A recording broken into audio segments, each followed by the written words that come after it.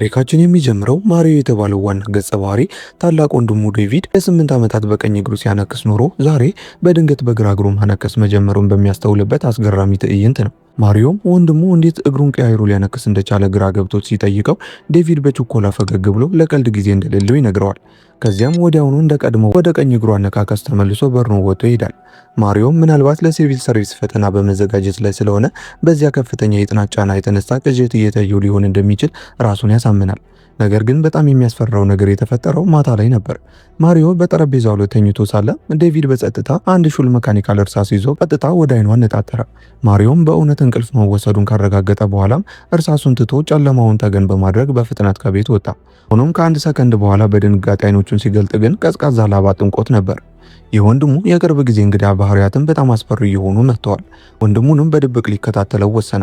ከቤት እንደወጣም ያየው ትዕይንት አይኑን ለማመን የሚከብድ ነበር። ዴቪድ አሁን አያነክስም፣ መነጽሩንም አውልቆታል። ከዚህ በፊት ነክቶት የማያውቀውን ሲጋራ እንኳን እያጨሰ ነበር። ሙሉ በሙሉ ወደ ሌላ ሰው የተቀየረው ዴቪድ ወደ አንድ ጨለማ ጎዳና ገብቶ ወንበዴዎች ከሚመስሉ ሰዎች ጋር በሹክሹክታ ማውራት ጀመረ። ማሪዮ ግን ታላቅ ወንድሙ በመንግስት መስሪያ ቤት ውስጥ የሚሰራ እጅግ ጨዋ ሰው ስለነበር ያየውን ማመን አልቻለም።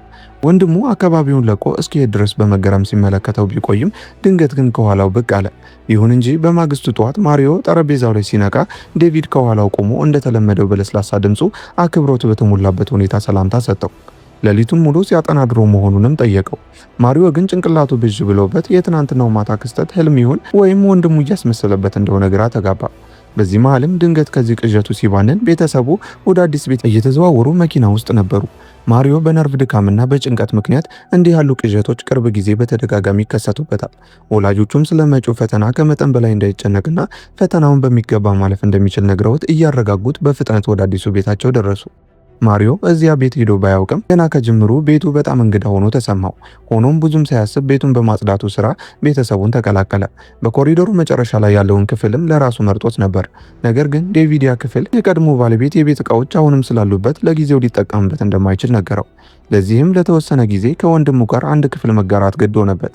ሆኖም ማሪዮ ስለዚህ የተቆለፈ ክፍል ሁልጊዜም የማወቅ ጉጉት ስለነበረው ዴቪድ አዛውንቱ የቤቱ ባለቤት ያንን ክፍል ማንም በፈቃደኝነት እንዳይከፍተው በጥብቅ እንዳዘዙና ምናልባትም በውስጡ በጣም ጠቃሚ ነገሮች ሊኖሩበት እንደሚችል ሲያስረዳው ማሪዮ ስለ ክፍሉ ማሰቡን አቆመ። በዚህ መሃልም አስቀድሞ ያዘዙት ራት ደረሰ። ነገር ግን ማሪዮ ሂሳቡን ለመክፈል ሲል በኪሱ ቦርሳ ውስጥ የነበሩት ነገሮች በሙሉ እንደጠፋ አወቀ። የነዋሪነት መታወቂያው፣ የባንክ ካርዱና ገንዘቡ በሙሉ የለም።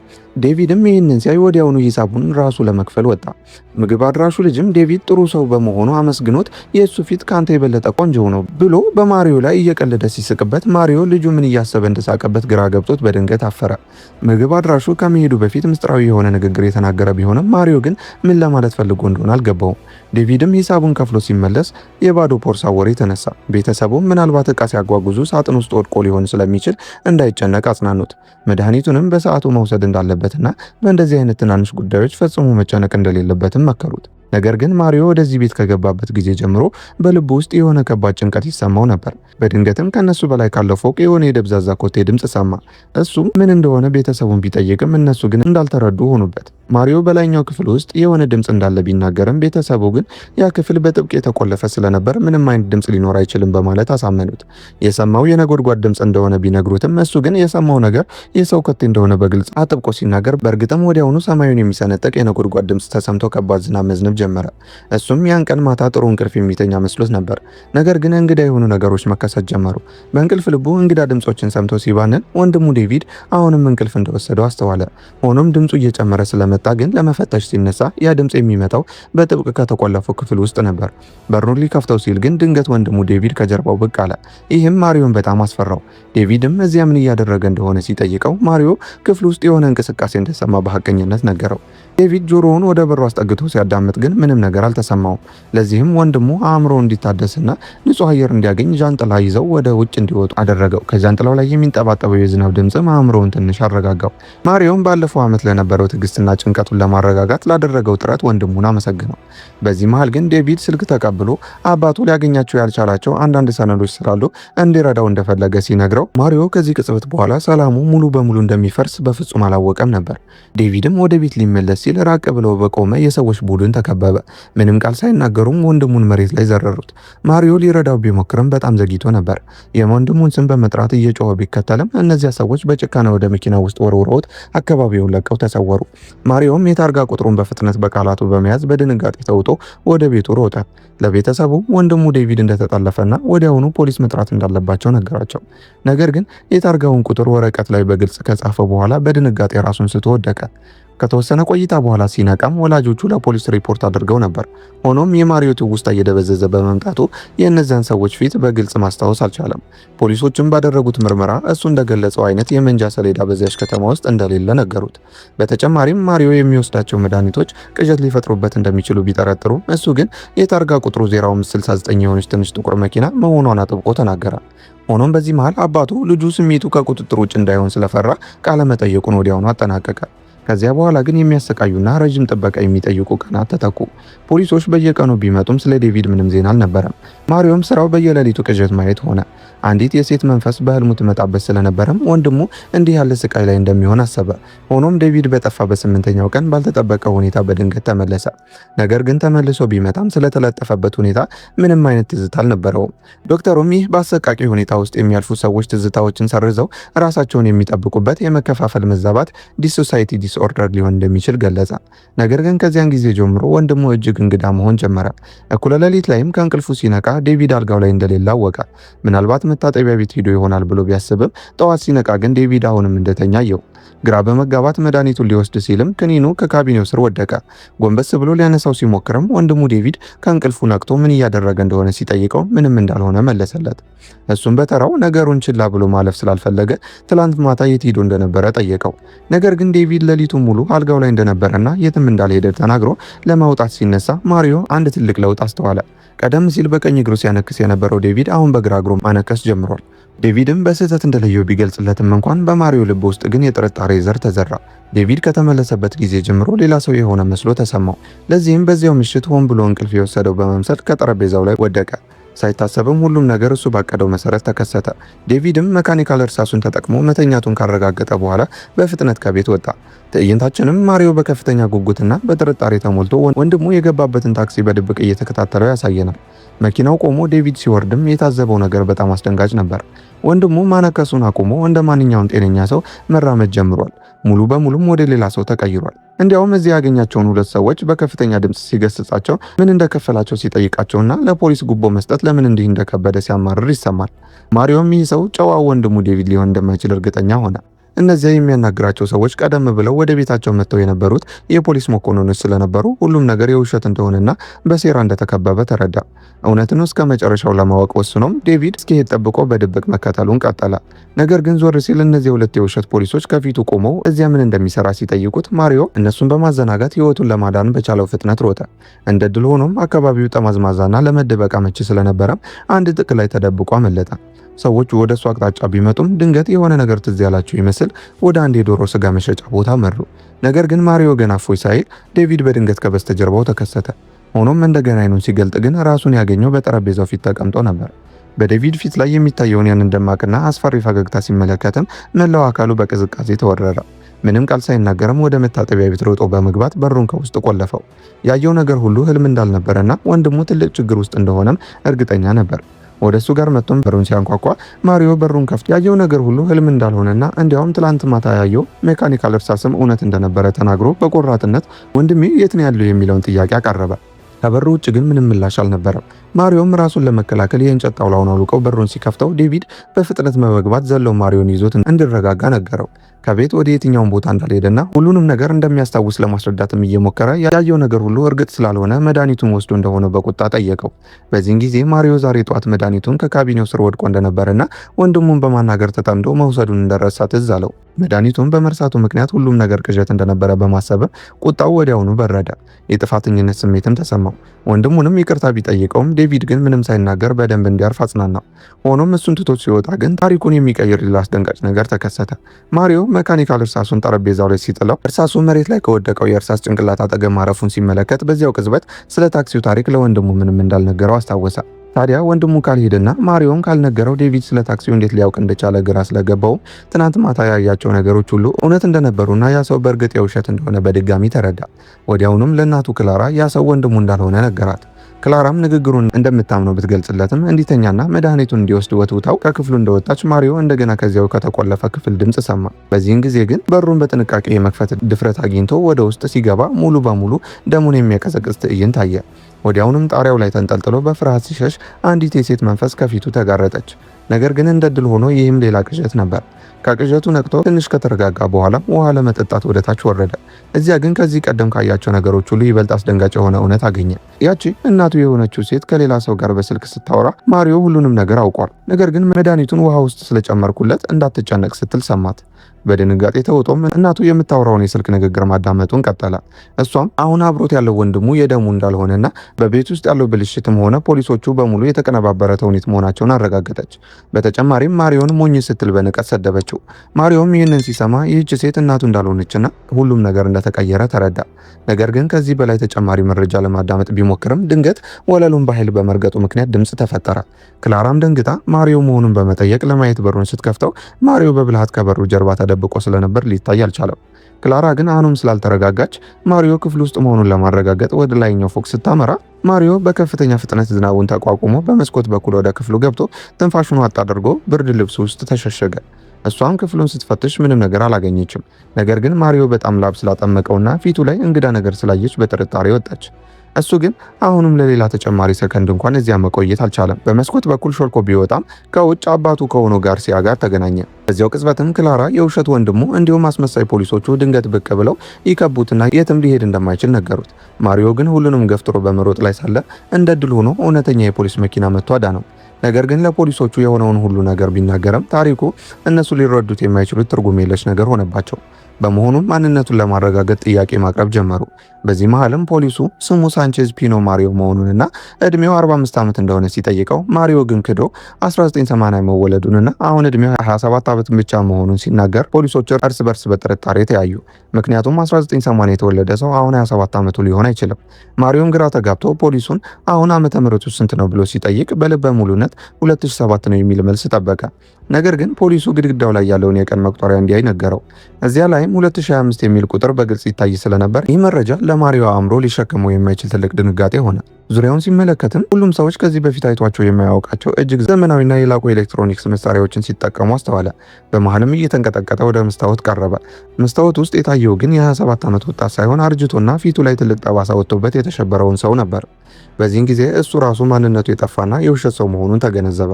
ነገር ግን እውነቱን ለማወቅ ቆርጦ ወደ ቤቱ ተመልሶ እነዚያን ሰዎች ራሳቸውን እንዲያሳዩ ቢጮህም ከዚያ ከተቆለፈው ክፍል ውስጥ ከሚወጣው ሙዚቃ በቀር ምንም ምላሽ አልነበረም። ማሪዮም ድፍረቱን አሰባስቦ በሩን ሲከፍተው የታየው ትዕይንት ከጠበቀው በላይ አስፈሪ ነበር። ክፍሉ ውስጥ ሁለት ማኒኪኖች ወለሉ ላይ ተኝተው ነበር። ክፍሉም ልክ እንደ ግድያ ትዕይንት ተደርጎ ተዘጋጅቷል። በዚህን ጊዜም እነዚያ ቤተሰቡ የነበሩት የሰዎቹ ቡድን ከበስተጀርባው ታዩ። ነገር ግን አሁን እንደ ቀድሞ ጨካኝ አልነበሩም። ይልቁንም ለጥያቄዎቹ መልስ መስጠት ጀመሩ። እውነቱም ከ20 ዓመታት በፊት በገና ዋዜማ እዚህ ክፍል ውስጥ አንድ አባትና ሴት ልጃቸው በጭካኔ ተገድለዋል። ፖሊስም ለረጅም ጊዜ ቢመረምርም እንኳን ምንም አይነት የጣት አሻራም ሆነ ማስረጃ ስላላገኘ መዝገቡን ዘግቶት ነበር። ሆኖም ከተጎጂዎቹ ቤተሰቦች መካከል እውነቱን ራሳቸውን ቆፍሮ ለማውጣት የወሰኑ ሰዎች ነበሩ። የተጎጂዎቹ ቤተሰቦች እውነቱን ለማወቅና የክስ መዝገቡን ለማግኘት የግል መርማሪዎችን ቀጥረው የነበረ ቢሆንም ምንም አይነት ለውጥ ማምጣት አልቻሉም ነበር። ነገር ግን ወንጀለኛውን ፊት ለፊት የተገናኙበት ያ የዕጣ ፈንታ ቀን ደረሰ። በከፍተኛ ሁኔታም ተከታትለው ያዙት። ያ ሰው ደግሞ ማሪዮን ራሱ ነበር። ወንድሙ ተብሎ የተጠራው ዴቪድም የተጎጂዎቹ የቅርብ ዘመድ ነው። ነገር ግን ማሪዮን ለፖሊስ አሳልፈው ያልሰጡት እውነቱን በራሳቸው መንገድ እንዲናዘዝ ለማድረግ ስለፈለጉ ብቻ ነበር። ምንም እንኳን የተለያዩ የማሰቃያ ዘዴዎችን ቢጠቀሙበትም ማሪዮ ግን ምንም የማያውቅ ይመስል ምንጊዜም ንጹህ ፊት በማሳየት ማንንም እንዳልጎዳ ይምላል። ነገሩ ሁሉ የተቀየረውም እዚህ ላይ ነው። ማሪዮ በየሌሊቱ ሲያያቸው የነበሩት ቅዠቶችና የሴትዮዋ መንፈስ ያለምንም ርኅራኄ የገደላት ያቺ ልጅ የፈጠረችበት የስነ ልቦና ጥላ የተቆራረጡ የትውስታ ፍርክስክሶች ነበሩ። ሆኖም ማሪዮ በጣም ግትር ሆኖ ስላገኙት ዴቪድ እውነቱን ለማውጣት የመጨረሻውን ሂፕኖሲስ የተባለውን የአእምሮ ቁጥጥር ዘዴ ለመጠቀም ወሰነ። ነገር ግን ማሪዮ በእውነትም ምንም ነገር እንደማያስታውስ ተገነዘቡ። የሂፕኖሲስ ባለሙያ በጋበዙ ጊዜ ማሪዮ የመከፋፈል ስነ አእምሮዊ መታወክ እንዳለበትና በጣም የሚያሰቃዩ ትውስታዎችን ከራሱ አእምሮ ውስጥ አጥፍቶ እንደነበር አወቁ። ያንን ትውስታውን እንደገና ለመቀስቀስም ከቅዠቱ በፊት ወደ ነበረው ሰላማዊ ጊዜ ማለትም ወደ ህይወቱ እጅግ አስደሳች ጊዜ መመለስ ነበረባቸው። ለዚህም በየቀኑ የሂፕኖሲስ ዘዴን ከማስታገሻ መድኃኒቶች ጋር አቀናጅተው ይጠቀሙ ስለነበር ማሪዮ ከእንቅልፉ ሲነቃ እነሱ ባዘጋጁለት የጊዜ ሰሌዳ ውስጥ እንደሚኖር ሙሉ በሙሉ ያምን ነበር። ጋርሲያም አይኑን ጨፍኖ ጨለማ ውስጥ እያለፈ እንደሆነ እንዲያስብ አደረገው። ነገር ግን አሁን ስንተኛው ዓመተ ምህረት ላይ እንዳሉ ሲጠይቀው 2007 ነበር ሲል መለሰ። እንዲሁም የ27 ዓመት ወጣት እንደሆነና ከወላጆቹና ከወንድሙ ጋር በመኪና ውስጥ ተቀምጦ ወደ አዲሱ ቤት እየሄደ እንደሆነም ተናገረ። ባለሙያውን በመቀጠል አንተ መኪናውን እየነዳ አይደለም፣ መኪናውን እየነዳ ያለው ዴቪድ ነው። አንተ በተሳፋሪ ወንበር ላይ ተኝተህ ወደ አዲሱ ቤት ለመሄድ እየተዘጋጀ ነው በማለት ይመራዋል። በዚህ መልኩም ቆጠራው ሲያልቅ ማሪዮ በተሳፋሪ ወንበር ላይ ነቃ። ይህም ታሪኩ የጀመረበት ቅጽበት ነበር። ማሪዮ ከ45 ዓመት ዕድሜ ወደ 27 ዓመት ወጣትነቱ እንዲመለስ ሂፕኖታይዝ ተደርጓል። ይህም እቅድ በጣም ጥንቃቄ የተሞላበት ስለነበር ጋርሲያ አባቱ፣ ክላራ ደግሞ እናቱ ሆና ስትጫወት የሂፕኖሲስ መድኃኒቱም ልክ እንደ ነርቭ ድካም መድኃኒት ተደርጎ ተደብቆ ነበር። ማሪዮም የኪስ ቦርሳዬ ጠፋ ብሎ ያስብ የነበረ ቢሆንም በእውነቱ ግን የ45 ዓመቱ ማሪዮ ምንም ነገር የሌለው ባዶ እጁን የነበረው ሰው ስለነበር ነው። የዚያች ልጅ ፈገግታና ማበረታቻም እሱ በእውነተኛ ህይወቱ ፊቱ ላይ ያለውን ጠባሳ በድፍረት እንዲጋፈጥ ነበር። ይሰማው የነበረው ኮቴም ከዓመታት በፊት የተገደሉትን ሰዎች ለመምራት ያወጣቸው ድምጾች ነበሩ። ነገር ግን እንደ ድል ሆኖ ያ ምሽት ነጎድጓድ ተሰማ። ማሪዮም ወንጀሉን የፈጸመው በከባድ ዝናባማ ምሽት ስለነበረ ትውስታውን ለማፋጠን ሲሉ እቅዳቸውን ያፋጥኑት ነበር። ለዚሁም ሁሉንም ነገር እንዲያስታውስ ለማድረግ በእውነት ኃይለኛ ዝናብ ባለበት ምሽት ወደዚያ ቦታ መመለስ ነበረባቸው። ማሪዮን ወደ ንጹህ አየር ያወጡትም በቦታው ላይ ያሉትን ትናንሽ ዝርዝሮች ለመፍጠር ጊዜ ለመግዛት ሲሉ ነበር። ሆኖም ሁሉም ነገር እንደታቀደው እየሄደ ሳለ ያልተጠበቀ አደጋ ተከሰተ። ዴቪድ በምርመራ ሂደቱ ውስጥ በጣም ብዙ ዘዴዎችን ስለተጠቀመ ፖሊስ በዚያው ምሽት ቦታውን አገኘው። በዋስ የተለቀቀውም ከ8 ቀናት በኋላ ቢሆንም ያው ውድ ዝናባማ ምሽት አምልጧቸው ስለነበር ሌላ ዝናባማ ምሽት መጠበቅ ነበረባቸው። ያ ጊዜ ደግሞ በትክክል ዛሬ ማታ ነበር። ነገር ግን ባልተጠበቀ ሁኔታ ማሪዮ ዛሬ ጧት መድኃኒቱን መውሰድ ስለረሳ የሂፕኖሲስ ተጽዕኖ በከፍተኛ ሁኔታ ቀንሷል። ዴቪድም እነዚህን ሁሉ ነገሮች ለምን ማድረግ እንዳለባቸው ገብቶት እንደሆነ ሲጠይቀው ማሪዮ ከአጭር ዝምታ በኋላ በእርጋታ እነዚህ ሁሉ ነገሮች እውነት እንደሆኑ እንደሚያምን ግን ከአንድ ነገር በስተቀር እሱም ማንንም እንዳልጎዳ ጥብቆ በመናገር ወዲያውኑ የመኪናውን በር ከፍቶ ዘሎ ወጣ። ስለሚደርስበት አደጋ ግድ ሳይሰጠውን በጭንቀት ሸሸ። ዴቪድም መሪውን ይዞ ያለምንም ማመንታት አሳደደው። ነገር ግን መኪናውን መቆጣጠር አቅቶት ከቆሻሻው ክምር ጀርባ ካለ ምሰሶ ጋር ተጋጨ። ማሪዮም ይህንን እየተመለከተ አሁንም ንጹህ መሆኑንና ማንንም እንዳልጎዳ እየደጋገመ በመናገር ማምለጡን ቀጠለ። ነገር ግን እሱም በሌላ መኪና አደጋ ይደርስበትና በመጨረሻም ወደ ሆስፒታል ድንገተኛ ክፍል ተወሰደ። ሊሞት በተቃረበበት በዚያው የመጨረሻ ቅጽበትም የማይረሱት ትውስታዎች በድንገት ልክ እንደ ፊልም ቀስ እያሉ በዝግታ ይመጡለት ጀመር። 2007 ከቤተሰቡ ጋር በሐይቅ ዳርቻ የእረፍት ጊዜያቸውን አሳልፈው ሲመለሱ መኪናውን እየነዳ የነበረው ራሱ ማሪዮ ነበር። ነገር ግን መላው ቤተሰብ በደስታ እያወራ ሳለ ማሪዮ ለአንድ ደቂቃ ያክል ትኩረቱ በመሰረቁ ምክንያት አስፈሪ አደጋ ተከሰተ። የአደጋም የአባቱንና የእናቱን ሕይወት ወዲያውኑ ቀጠፈ። ታላቅ ወንድሙ ዴቪድም በከባድ ድንጋጤ ውስጥ ሲወድቅ፣ ማሪዮ ግን ፊቱ ላይ ለዘላለም የሚኖር ረጅም ጠባሳ ይዞ በተአምር ተረፈ።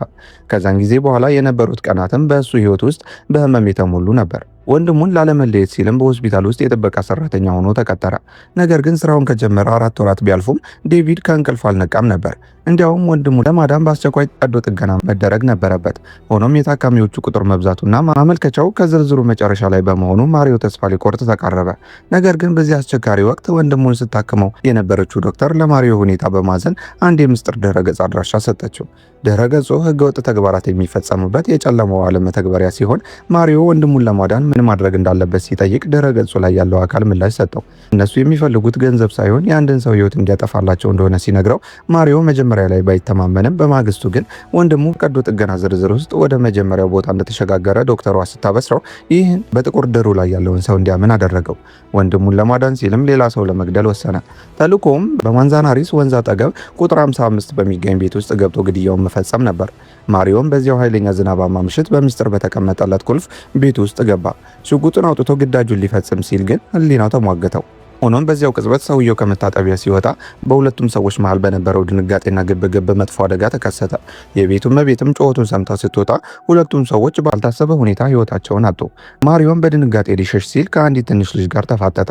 ነገር ግን ንጹሕ የሆነችው ልጅ ሳንታ ክላውስ ልኮት መሆኑንና አባቷ የት እንዳለ ስትጠይቀው ማሪዮ እነዚያን የልጅነት አይኖቿን እያየ እሷን ለመግደል አቅም አጣ። ይልቁንም ወደ ክፍሏ እንድትሄድና እስከ 100 እንድትቆጥር ነገራት። እስከዚያው አባቷና እህቷ እንደሚመለሱ በመንገርም ዋሻት። ቤቱን ጥሎ ከመውጣቱ በፊትም ጠረጴዛው ላይ ያለውን የቤተሰብ ፎቶ ሲመለከት ፎቶው ላይ ያየው ፊት አሁን ወንድሙን እያከመች ያለችው ዶክተር ካናና ነበረች። ከሁሉም ነገር ጀርባ ያለችው ሰው እሷ መሆኗን ሲረዳ በሆስፒታሉ ጣሪያ ላይ ስብሰባ አዘጋጀ። እውነቱን በመናገርም ለዚህ ስራ ለምን እሱ እንደመረጠችው በቁጭት ሲጠይቃት በሆስፒታሉ ጣሪያ ላይ የተደረገው ስብሰባ እጅግ ዘግናኝ እውነታን አወጣ። ዶክተር ካናና ትልቁ ጭንቀቷ ተልዕኮ መጠናቀቁ ብቻ ነው። ባለቤቷ ሌላ የፍቅር ግንኙነት እንዳለው ስታውቅ ልጆቿ የተሻለ ህይወት እንዲኖራቸው በማሰብ በባለቤቷ ስም የኢንሹራንስ ዋስትና ገዝታ ነበር። ይሁን እንጂ የማሪዮን በጸጸት የተሞላ ፊት ስታይ የሆነ ስህተት መፈጠሩን ተረዳች። ማሪዮ በዚያው ምሽት ትንሿ ልጅ እንዳትጮህ ለማድረግ ሲሞክር የተፈጠረውን አደጋ በዝርዝር ሲነግራት ካናና የገዛ ቤተሰቧን በገዛ እጇ ማስጨረሷን ተረዳች። ማሪዮም ይቅርታ እየጠየቀ ሲሸሽ ካናና የፈጠረችውን ጥፋት መሸከም አቅቷት ራሷን ከፎቅ ላይ ወረወረች። እሱም አሁን ሁሉንም ነገር አስታውሷል። በአቅራቢያው ለቆመው ዴቪድም በዚያው ምሽት ለተገደሉት አባትና ሴት ልጅ እውነተኛ ዘመድ ለሆነው ሰው ይቅርታውን አቀረበ። ዴቪድም ማሪዮ ትዝታው እንደተመለሰ ሲረዳ አንድ ወሳኝ ነገር እንዲነግረው ፈለገ። ይህንን ስራ እንዲሰራ ትዕዛዝ የተቀበለው ከዶክተሯ ካናና መሆኑን ሲጠይቀው ማሪዮ ካናና ኢንሹራንስ ገዝታ እንደነበር ቢያውቅም ለዴቪድ ግን ሌላ መልስ ሰጠው። ዴቪድም በእናቱ ላይ ያለውን ጥሩ ምስል ይዞ እንዲቀጥልና ይህንን መራራ ቂም እንዳይሸከም በማሰብ ማንም እንዳልቀጠረውና ወንጀሉን የፈጸመው በራሱ ፍላጎት እንደሆነ ዋሻ። ማሪዮም ሁሉንም የጥፋተኝነት ስሜት ብቻውን ለመሸከም ወሰነ። ታሪካችንም ዴቪድ በቁጣ ተሞልቶ ማሪዮን ለመግደል የመርዝ ብልቃጥ ይዞ የነበረ ቢሆንም ቢገድለው እሱ ራሱ እንደ ማሪዮ ነፍሰ ገዳይ ከመሆን ውጪ ምንም ለውጥ እንደማያመጣ ስለተገነዘበ መርዙን አስቀምጦ ወደ ኋላ ሳይመለከት ጥሎት በመውጣት እያሳየን ያበቃል። የዛሬው የፊልም ታሪካችንም ይህን ይመስል ነበር። ቀጣይ የምንለቃቸው የፊልም ታሪኮች እንዲደርሷችሁም ቪዲዮውን ላይክ፣ ቻናሉን ደግሞ ሰብስክራይብ አድርጋችሁ የደወል ምልክቷን በመንካት ቤተሰብ ይሁኑ።